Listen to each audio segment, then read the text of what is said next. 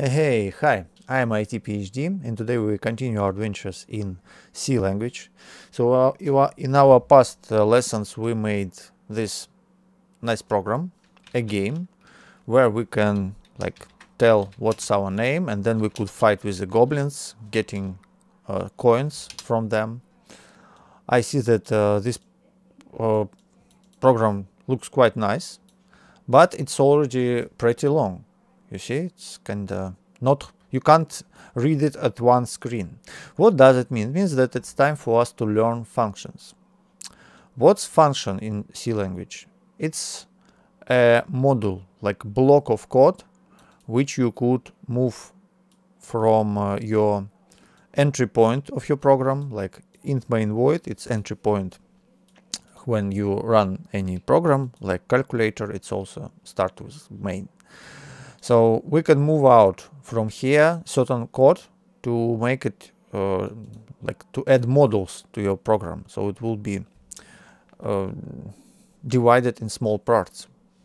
Then let's create first of our module this one where we ask the name. So let's move this part of the game out of main function to separate one. So I just Ctrl X it to cut it from there, and we will paste it on top.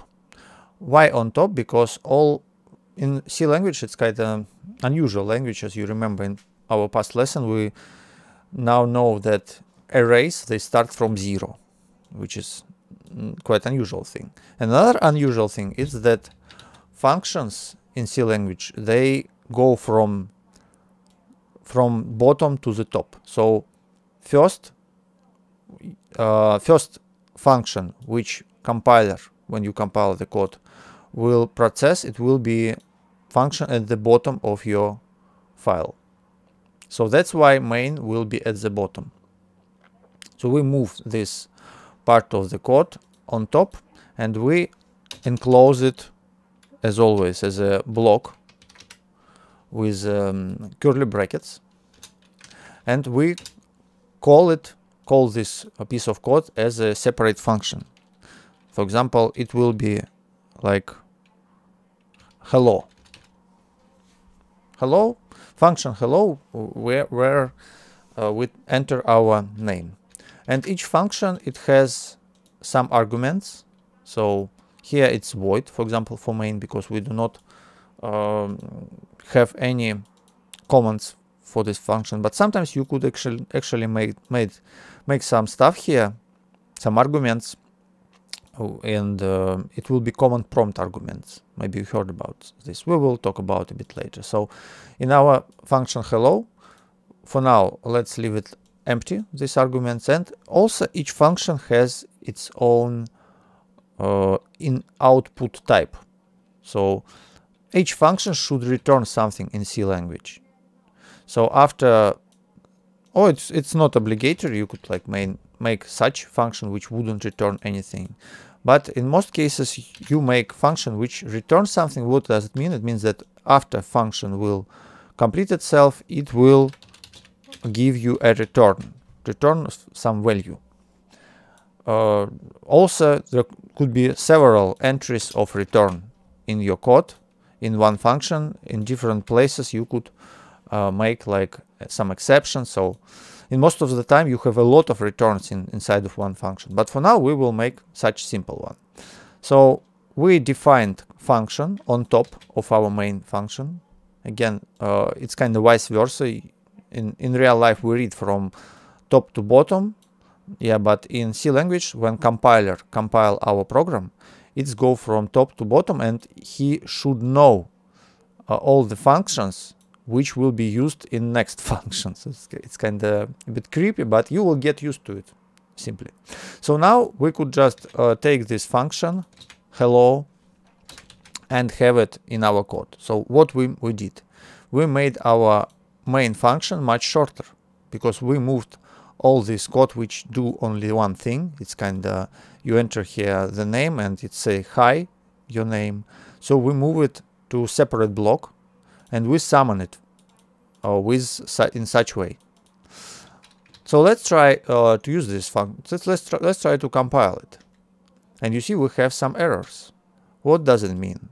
It means that in function hello, say to you that this variable, nickname variable, it's undeclared. What does it mean? It means that we use something in this function, this nickname, which this function do not know about this value. Why? Because for all the functions, they kind of have their own variables. Function has its own local space, and what's going on inside of the function stay inside of the function. Do you remember Fight Club movie? Like, first rule of the Fight Club, do not tell anyone about Fight Club. So first rule of the function in C language, that what's going on in the function stay in the function. The only way to put it outside is to put it to the return. So for example, if we want to perform this function, process this function, and then we want to get something out of it, so you could make a variable like int result, yeah, and you could say that result equal hello. So if hello will return to us like 22, so we can assign this variable, we could assign a result of this function. So, but all other stuff, it stay local here. It's very important concept. And it's kind of it makes very good thing in terms of safety, in terms of working with memory of your computer. So it's actually a very good thing. It could look like strange thing, but it's actually very useful. So what do we need here? There are different ways to deal with it. So for example, okay, this function, it do not have a nickname. This function do not know about what is it. So we can just pass this value to this function. And to pass something, we just write it in the argument. So this is arguments of the function, and we kind of give to this function, to function hello, we give a nickname, this array. So then it's obligatory, if you want to pass something to function, then you need in the declaration of this function, so this thing on top, it's like declaration, you should tell about it. So you should tell that, okay, this function, it's accept this array. The thing is that to pass array to certain function, you should pass its pointer. What's pointers? Maybe you heard that pointers, they are very, very hard, kind of hardest thing in C language, but actually pointers, they are not so bad. So let me explain pointers just in a few words. We will go into them a bit later. But basically, right now we have our array, yeah, and we put into this array some name. So user enter like his name, Nikolai. Okay. Now, how this stuff stored in PC, in your memory? Actually, it's stored like this. The only thing which your program know about this array, it's first address of the first element. So this address in your PC, it has some address. It's address like A71, like FF, something like this. It has this address for an element. It's something like this, and your program stores this address. It's address in your memory. The thing is that all other stuff, your program do not know addresses of other elements. The only thing it knows its type, so it knows the size in the memory in bytes. So first element has like certain amount of bytes, second element has another amount of bytes. So the only thing which it knows, like the size and how much elements there. That's it. So your program knows only first element. Computer is quite stupid thing that it can't see with the eyes whole picture. It could see only one element at the time. That's why when you send an array to the function, you send it just first element, but actually you send not the first element physically, but you send address. So when you say like this, hello, and send this array, you send address of this array, and to this address, it's called pointer. So how we could write it, how in our declaration, to write a pointer, you add asterisk before the name. Very simple, actually. Okay, we will get into arrays a bit later, but for now you understand that this character array which we send just first element, address of the first element to this function. And now if we will run the program, we could use it. Yeah, we have another error here about length. Do you remember we measure length, and it's very easy. We just move this variable int len from main function to this function. So in each function could has its own local variables. So now yeah, we have also c, yeah, here. So we have two new variables in this function. So you see, we move stuff from main to our function, and our code become much more readable, and program still works, you see. So we now can have our program much more readable. We have only this function. We could comment it like enter player name. So you see, instead of this huge code and a lot of variables in the main, we moved it out, and now our program become much more readable. What else we could move here? Take a look. I think we could move from here our fighting system. So this for loop, we could also move it out, yeah, to separate function.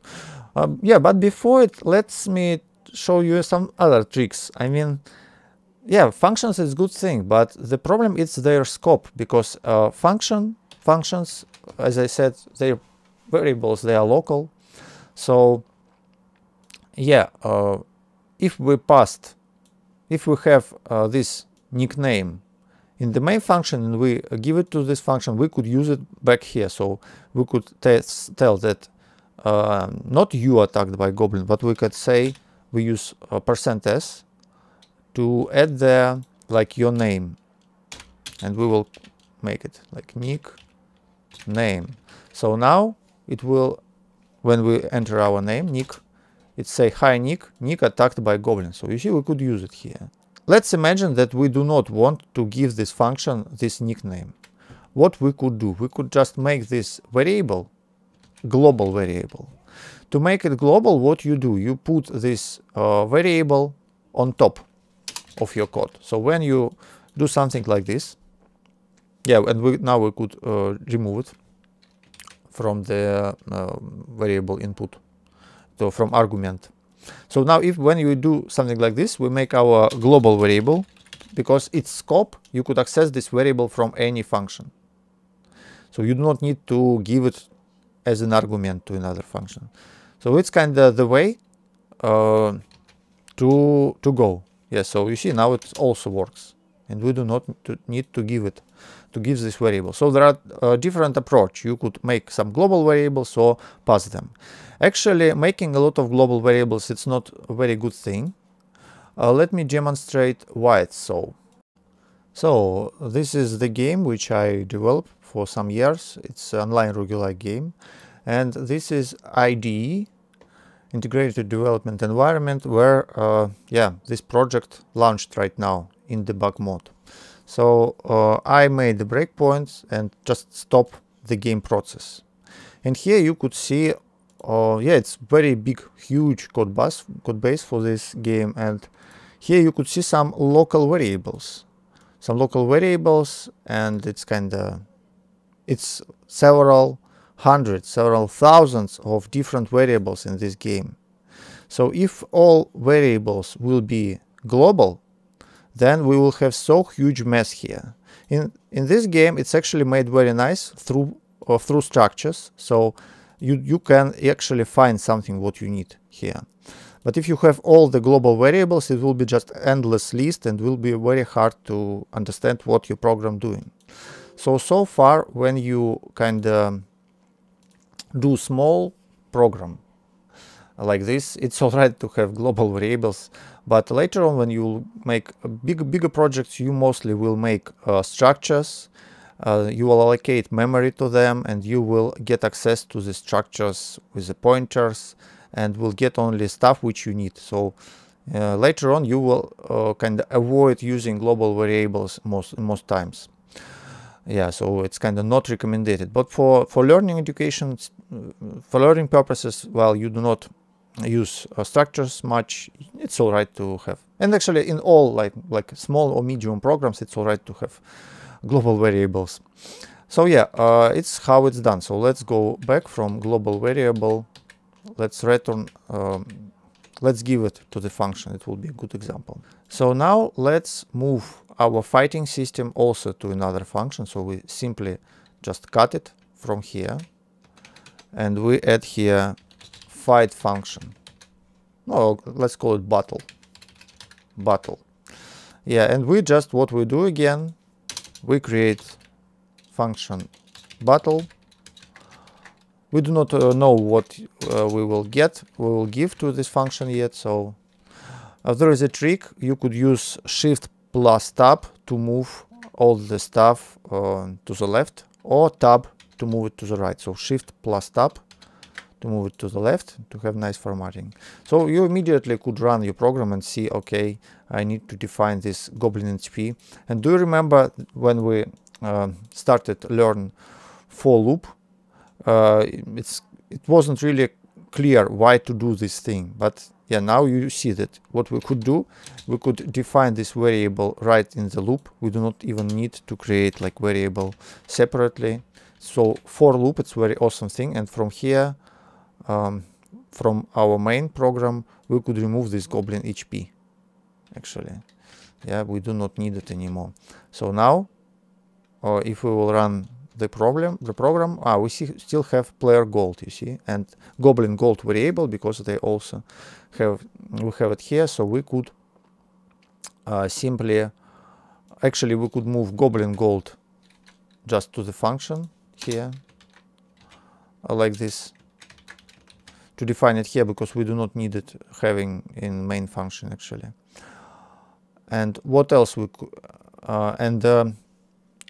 player gold, we will just pass this to this function. Yeah, so to the battle we will pass variable player gold, so it will stay in our main function, and then it will be returned like this. So we say type of the variable which we want to accept to this function and its name. So, and this function, it should return something, or we could make so it wouldn't return, but better to do it. Why we need to return? It's the way how you could deal with errors.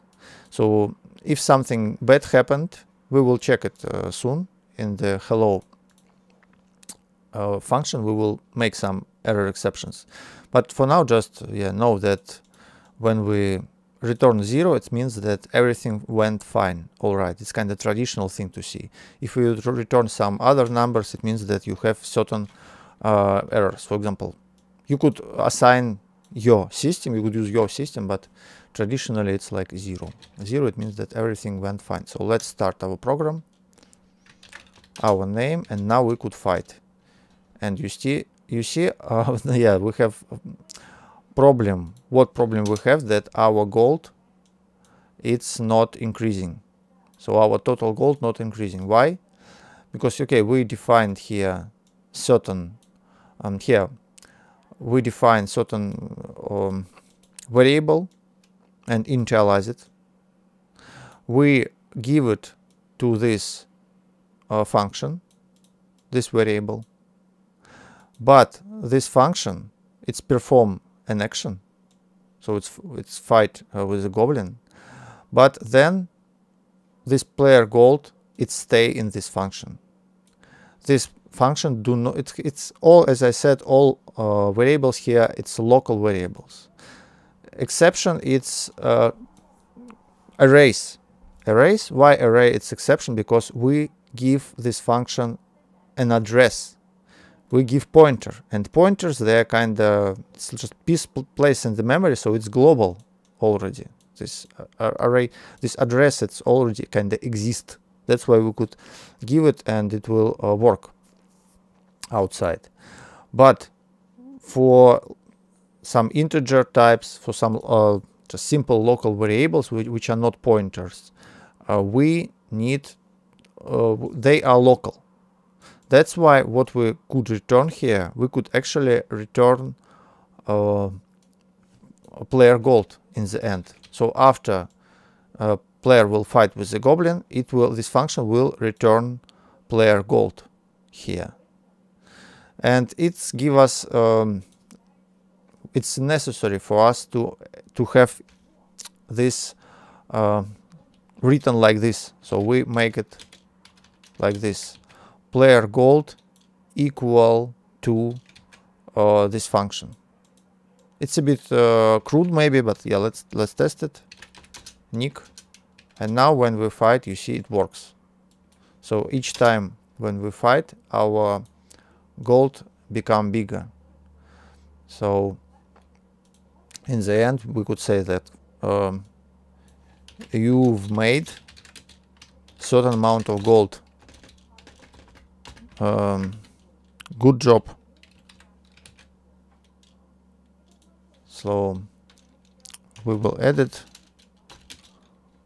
player gold. Okay, something like this, and it will be decimal value. So now at the end we will print our name. We fight, and then we want to exit. Okay, you see you've made 45 gold. So now we made our gold legit. So now after fighting we return this value. So we give existing value which stored right now here, and it's returned back to us after this function end. After we went through this process, the value returned, and we assign it to this variable. So thank you very much for watching. I hope this video helped you, and next time we will talk about moving our project in several modules, which is a very interesting topic. Don't forget to subscribe to my channel. Have a good day. Please write your comments. Bye.